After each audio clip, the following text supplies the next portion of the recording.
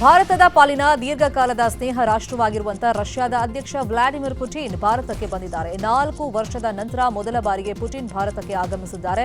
ನಿನ್ನೆ ದೆಹಲಿಯ ಪಾಲಂ ಏರ್ಪೋರ್ಟ್ಗೆ ಬಂದಿಳಿದ ಪುಟಿನ್ ಅವರಿಗೆ ಖುದ್ದು ಮೋದಿಯೇ ಭವ್ಯ ಸ್ವಾಗತವನ್ನು ಕೋರಿದರು. ಪುಟಿನ್ ಭಾರತದ ಭೇಟಿ ವಿಶ್ವಮಟ್ಟದಲ್ಲಿ ಭಾರೀ ಕುತೂಹಲವನ್ನು ಕೆರಳಿಸಿದ್ದು 2 ದಿನಗಳ ಕಾಲ ಭಾರತದಲ್ಲೇ ವಾಸ್ತವ್ಯವನ್ನ ಹೂಡಲಿದ್ದಾರೆ.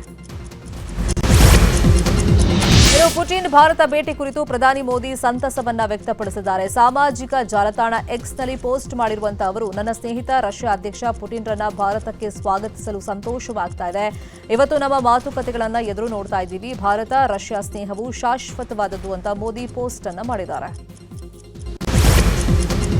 ಇವತ್ತು ದೆಹಲಿಯಲ್ಲಿ 23ನೇ ಭಾರತ ರಷ್ಯಾ ಶೃಂಗಸಭೆ ನಡೆಯಲಿದ್ದು ಪ್ರಧಾನಿ ಮೋದಿ ಮತ್ತು ಪುಟಿನ್ ನಡುವೆ ಮಹತ್ವದ ಮಾತುಕತೆ ನಡೆಯಲಿದೆ. ಸಭೆಯಲ್ಲಿ ರಷ್ಯಾ ಭಾರತದ ಮಧ್ಯೆ $100 ಬಿಲಿಯನ್ ವ್ಯಾಪಾರ ವಹಿವಾಟಿನ ಗುರಿ ಇದೆ. ಅಲ್ಲದೆ ಮತ್ತಷ್ಟು S-400 ವಾಯು ರಕ್ಷಣಾ ಕವಚ ಸಾಧನಗಳ ಸರಬರಾಜು ಬಗ್ಗೆ ಒಪ್ಪಂದ ಆಗಲಿದೆ. ಜೊತೆಗೆ S-500 ವಾಯು ರಕ್ಷಣಾ ಕವಚ ಸಾಧನಗಳನ್ನು ಭಾರತದಲ್ಲೇ ತಯಾರು ಮಾಡುವ ಕುರಿತು ನಿರ್ಧಾರಕ್ಕೆ ಬರಲಿದ್ದಾರೆ. ದೆಹಲಿಯಲ್ಲಿರುವಂತಹ ಪುಟಿನ್ಗೆ 7 ಸುತ್ತಿನ ಕೋಟೆಯ ಭದ್ರತೆ ಇದೆ. ಭಾರತ ಮತ್ತು ರಷ್ಯಾದ ಏಜೆನ್ಸಿಗಳು ಜಂಟಿಯಾಗಿ ಸೆಕ್ಯೂರಿಟಿಯನ್ನು ನಿಭಾಯಿಸ್ತಾ ಇವೆ. ಭಾರತದ ಎನ್ಎಸ್ಜಿ ಪಡೆ, ಎಸ್ಪಿಜಿ ಪಡೆ ಮಿಲಿಟರಿ ಸೆಕ್ಯೂರಿಟಿ ಹಾಕಲಾಗಿದೆ. ಸ್ನೈಪರ್ಗಳು, ಸಿಗ್ನಲ್ ಜಾಮರ್ಗಳು, ಡ್ರೋನ್ ಕಣ್ಗಾವಲು ಇದೆ. ಇನ್ನು ಪುಟಿನ್ ಓಡಾಡೋಕೆ ರಷ್ಯಾದಿಂದಲೇ ಔರಸ್ ಸೆನಾಟ್ ಶಸ್ತ್ರಸಜ್ಜಿತ ಲಿಮೋನಿಸ್ ಕಾರನ್ನು ಭಾರತಕ್ಕೆ ತರಲಾಗಿದೆ. ವಾರ್ಷಿಕ ಶೃಂಗಸಭೆ ಬಳಿಕ ಇವತ್ತು ರಾತ್ರಿ 9:30 ಸುಮಾರಿಗೆ ಪುಟಿನ್ ಭಾರತದಿಂದ ಹೊರಡುವಂತ ನಿರೀಕ್ಷೆ ಇದೆ. ಕೊಲೆ ಕೇಸಲ್ಲಿ ಜೈಲು ಸೇರಿರುವಂತಹ ನಟ ದರ್ಶನ್ ಟಿವಿಗಾಗಿ ಕೋರ್ಟ್ಗೆ ಮನವಿಯನ್ನ ಮಾಡಿಕೊಂಡಿದ್ರು. ದರ್ಶನ್ ಮನವಿಯನ್ನ ಪುರಸ್ಕರಿಸಿರುವಂತಹ 57ನೇ ಸಿಸಿಎಚ್ ಕೋರ್ಟ್ ದರ್ಶನ್ ಬ್ಯಾರಕ್ನಲ್ಲಿ ಟಿವಿ ಅಳವಡಿಕೆಗೆ ಜೈಲಾಧಿಕಾರಿಗಳಿಗೆ ಸೂಚನೆಯನ್ನ ಕೊಟ್ಟಿದೆ. ದರ್ಶನ್ ಜೊತೆ ಉಳಿದ ಆರೋಪಿಗಳ ಬ್ಯಾರಕ್ನಲ್ಲೂ ಟಿವಿ ಅಳವಡಿಸಲು ಸೂಚಿಸಲಾಗಿದೆ. ಟಿವಿ ಹಾಕುವಂತ ಸ್ಥಳದಲ್ಲಿ ಸಿಸಿಟಿವಿ ಅಳವಡಿಸುವಂತೆ ಜಡ್ಜ್ ಸೂಚಿಸಿದ್ದಾರೆ. ಹೀಗಾಗಿ ಡೆವಿಲ್ ಸಿನಿಮಾದ ಪ್ರಮೋಷನ್ ನೋಡೋದಕ್ಕೆ ದರ್ಶನ್ಗೆ ಅನುಕೂಲವಾಗಲಿದೆ. ವಿಪಕ್ಷ ನಾಯಕ ಆರ್ ಅಶೋಕ್ ಕಾಂಗ್ರೆಸ್ ಸರ್ಕಾರದ ವಿರುದ್ಧ ವಾಗ್ದಾಳಿಯನ್ನು ನಡೆಸಿದ್ದಾರೆ. ಈ ಸರ್ಕಾರ 63% ಕಮಿಷನ್ ಸರ್ಕಾರ, ನ್ಯಾಯಾಧೀಶರು ಈ ಸರ್ಕಾರದಲ್ಲಿ 63% ಭ್ರಷ್ಟಾಚಾರ ಅಂತ ಹೇಳಿದ್ದಾರೆ. ಭ್ರಷ್ಟಾಚಾರದಲ್ಲಿ ಕರ್ನಾಟಕ 5ನೇ ಸ್ಥಾನದಲ್ಲಿದೆ. ನಿಮಗೆ ಮಾನ ಮರ್ಯಾದೆ ಇದ್ರೆ ರಾಜೀನಾಮೆ ಕೊಟ್ಟು ಮನೆಗೆ ಹೋಗಿ ಅಂತ ಹೇಳಿ ವಾಗ್ದಾಳಿಯನ್ನು ಮಾಡಿದ್ದಾರೆ. ಇನ್ನು ಇದೇ ವಿಚಾರವಾಗಿ ಛಲವಾದಿ ನಾರಾಯಣಸ್ವಾಮಿ ಕೂಡ ಪ್ರತಿಕ್ರಿಯೆ ಕೊಟ್ಟಿದ್ದಾರೆ. ಇನ್ನು ಭ್ರಷ್ಟಾಚಾರ ಕುರಿತು ಬಿಜೆಪಿ ನಾಯಕರ ಆರೋಪದ ಬಗ್ಗೆ ಸಿಎಂ ಸ್ಪಷ್ಟನೆಯನ್ನ ಕೊಟ್ಟಿದ್ದಾರೆ. ಎಕ್ಸ್ನಲ್ಲಿ ಪೋಸ್ಟ್ ಮಾಡಿರುವಂತಹ ಅವರು 2019ರಲ್ಲಿ ರಾಜ್ಯದಲ್ಲಿ 63% ಭ್ರಷ್ಟಾಚಾರ ಇತ್ತು ಅಂತ ವರದಿ ಬಂದಿತ್ತು. ಅದೇ ವರದಿ ಆಧರಿಸಿ ಉಪ ಲೋಕಾಯುಕ್ತ ಬಿ ವೀರಪ್ಪನವರು ಮಾತನಾಡಿದ್ದಾರೆ. ಆದರೆ ಆ ವರದಿ ನೀಡುವಂತಹ ಸಮಯದಲ್ಲಿ ಯಡಿಯೂರಪ್ಪನವರ ಆಡಳಿತ ಇತ್ತು.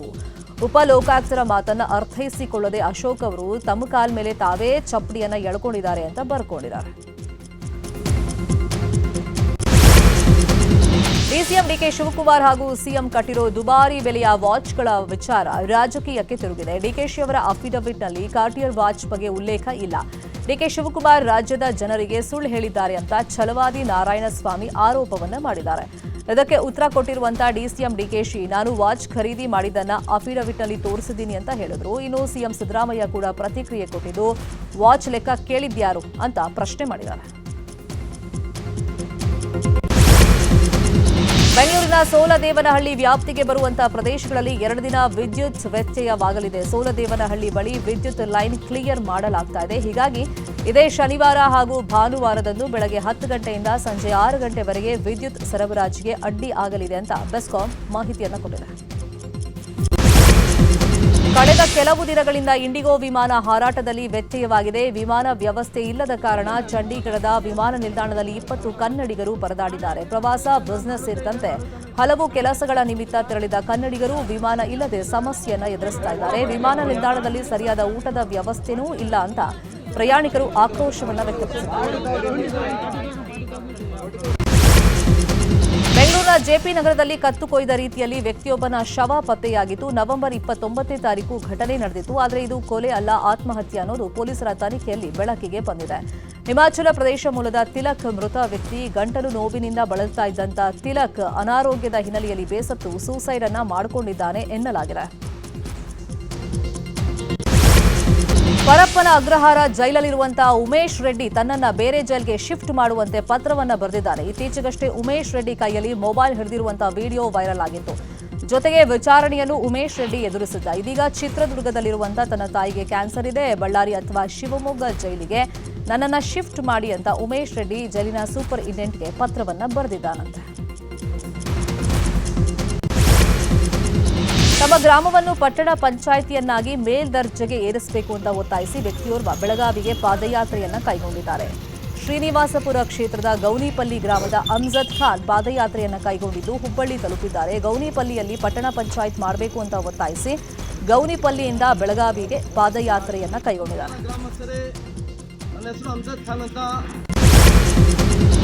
ಮೈಸೂರು ಜಿಲ್ಲೆಯಲ್ಲಿ 8 ತಿಂಗಳಿಂದ ಸರಿಯಾಗದ ರಸ್ತೆ ಗ್ರಾಮಸ್ಥರು ಈ ರಸ್ತೆಯಿಂದಾಗಿ ಪರದಾಡುವಂತಹ ಪರಿಸ್ಥಿತಿ ನಿರ್ಮಾಣವಾಗಿದೆ. ಎಚ್ಡಿಕೋಟೆ ತಾಲೂಕಿನ ಮುಸ್ಕೆರಿಯ ಗ್ರಾಮಸ್ಥರು ಪರದಾಟವನ್ನು ಪಡ್ತಾ ಇದ್ದಾರೆ. 8 ತಿಂಗಳ ಹಿಂದೆ ಹೊಸ ಸೇತುವೆ ನಿರ್ಮಾಣಕ್ಕಾಗಿ ರಸ್ತೆ ಅಗೆಯಲಾಗಿತ್ತು. ಆದರೆ ಕೆಲವು ದಿನಗಳ ಬಳಿಕ ಕಾಮಗಾರಿ ದಿಢೀರಂತ ಸ್ಥಗಿತಗೊಂಡಿದೆ. ಇದರಿಂದಾಗಿ ಜನರು ಕೆಸರು ತುಂಬಿದ ರಸ್ತೆಯಲ್ಲಿ ಪ್ರತಿದಿನ ಪರದಾಡುವಂತಾಗಿದೆ.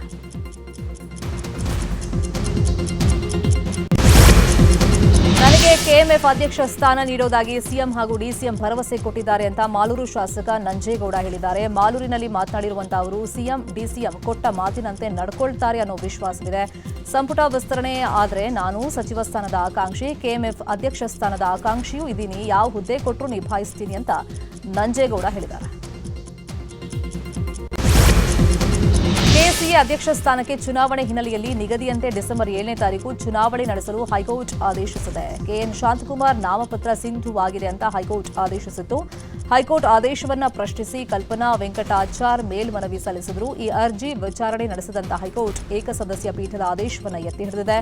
ಕಲ್ಪನಾ ವೆಂಕಟಾಚಾರ್ ಸಲ್ಲಿಸಿದ್ದ ಮೇಲ್ಮನವಿಯನ್ನ ವಜಾಗೊಳಿಸಿದೆ.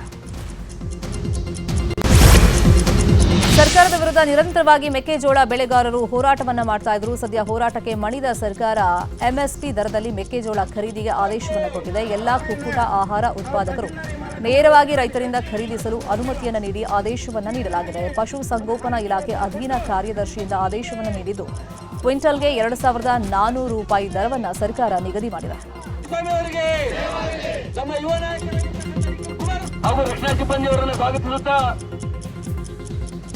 ಕರ್ನಾಟಕ ರಾಜ್ಯದಲ್ಲಿ ರಾಷ್ಟ್ರದ ಇತಿಹಾಸದಲ್ಲಿ